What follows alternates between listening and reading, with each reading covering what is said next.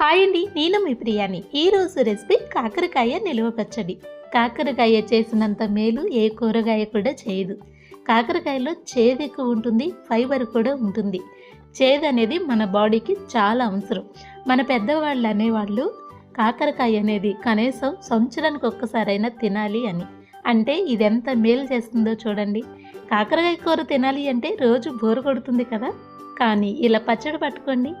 రోజు మీరు అన్నం తినేటప్పుడు కనీసం ఒక్క పూటైనా ఒక్క ముద్దైనా ఒక ముక్క యాడ్ చేసుకుని తిన్నారు అంటే హెల్త్కి చాలా మంచిది.